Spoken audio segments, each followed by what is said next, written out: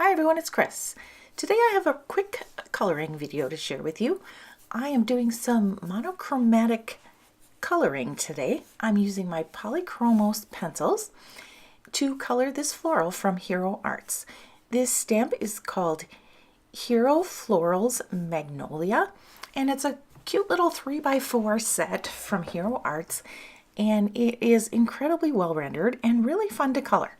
I'm stamping with my original MISTI today, and I'm using Gina K Designs black amalgam ink, which is great for pencil, for marker, and just about everything. It gives such a nice crisp image.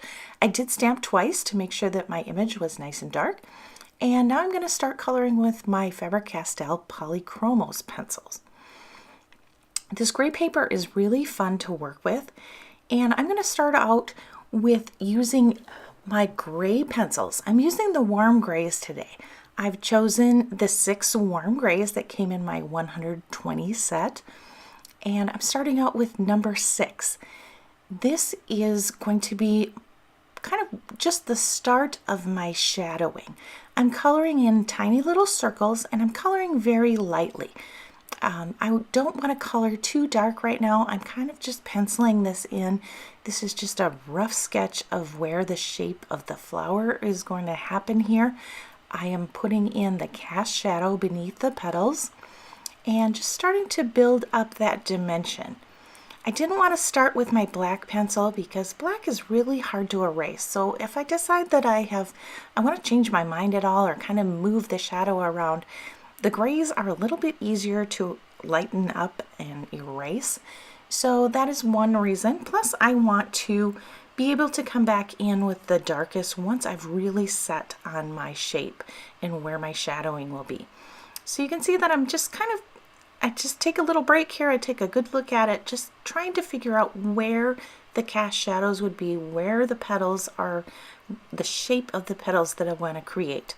So here, this leaf that's on the lower left, I kind of want that to be tilting away from my light source, which is coming from the upper right corner.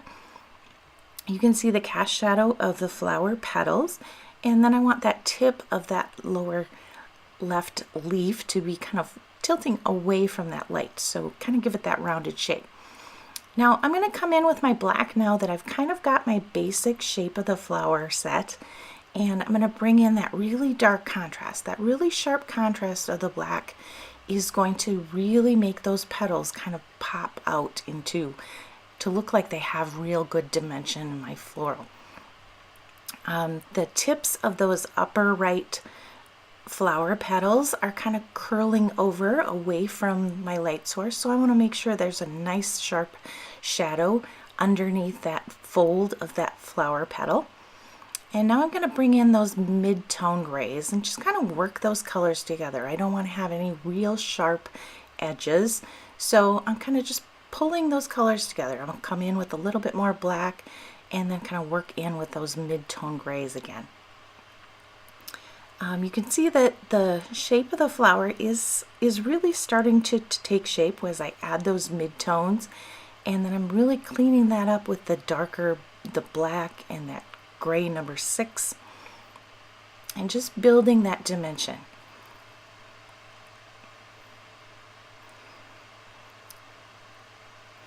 Now the last color that I'm going to add is going to be white. So really I'm only using 8 pencils today. I'm using the 6 gray pencils that are in this set. These are all the warm grays, the black pencil, and then I'll be adding the white here in just a bit. The white is going to be my brightest color, and it's really going to start creating quite the dynamic contrast with the blacks and the grays once you color the white pencil onto the gray paper. The Tone Gray paper by Strathmore holds a lot of the pencil pigment, so you can really layer these colors in well, and the oil-based pencil of the Polychromos blends very easily, so this is really a fun way to color. My lightest grays, I'm kind of creating a little bit of shape on that upper petal. Even though it's going to be mostly highlighted from my light source, I still want to create a little bit of a shape with that lighter gray. Now here comes the white pencil, And the very tips of those folded over flower petals on the upper right, they're going to have the brightest contrast of that white. And then these lower left petals are going to catch quite a bit of that light too.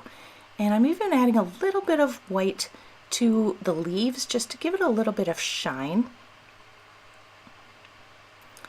And you can see how the white really shows up on the gray paper. It really brings that highlight in. Most of this upper left petal is going to be very illuminated by my light source, so I'm bringing in quite a bit of white there, but yet I'm going to create a little bit of shape. I want that petal to be folding over just a little bit, so I'll bring in that mid-tone gray as well too. And here I'm just working those colors together. I can go back and just bring a little more of the white, and I'm just going to add a few little dots of the white just to that flower center too, so it really looks like it is kind of highlighted a little bit at the top. And then also bringing some black to the lower portion. That contrast really gives it that dimension that I'm looking for. Now I'm going to put my card together, and I had to do this off camera because I was using my roto trim, and what I did is I cut my panel down. I cut the top and the right side, and then I used my roto trim from those edges right down to just to the edge of those little leaf petals. And then I used a scissor to fussy cut around those edges, and then a straight edge, an X-Acto, just for that little strip in between the petal and the leaf. And this way I could make a panel and have it look like my floral is just kind of peeking over the edges of my mat. So there's my card. Thanks for watching, everyone.